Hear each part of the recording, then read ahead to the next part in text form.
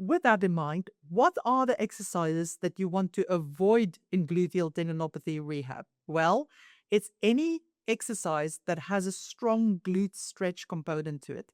So it's bringing the legs right up to the chest or across the body. And I'll demonstrate some common versions of that in a minute. What is the problem with that? Well, if you think of where the glutes attach and how the tendons run, when you bring your leg up or cross it over the body, it stretches the glute tendons and that then compresses them tightly against the hip bone. And when a tendon is injured, being compressed like that is a bit like pressing on a bruise. It's not necessarily doing damage, but it's really irritating it and sending the pain up. And for gluteal tendinopathy, if you have a bursitis as well, which the two often goes together, you're now squashing that bursa that's irritated already, and that's making it more angry. The tricky thing with the stretches, though, is that they often feel really good while you're doing them because it's normal for the gluteal tendons to feel tight and uncomfortable and as if you just want to stretch them out to make it feel better. But then the pain flares up several hours later. Also, in the past, because people feel so tight and when you test them, it looks as if they're tight, they were wrongly told that it's tight glutes causing the tendinopathy. And this has now been disproven in the research. It is not tight glutes, it's overuse. And the tightness you feel is actually just muscle spasm from the muscles being irritated.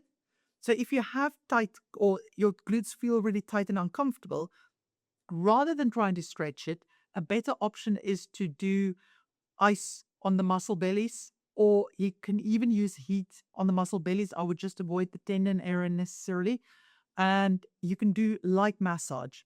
Massage does have a way of flaring very sensitive gluteal tendinopathy up. So you've also got to be a little bit sensitive, light with that if you're going to try that. Let me show you the exact positions that often cause trouble. In standing, it's whenever you bend the body over to one side, or if you cross your legs, that's even more like that.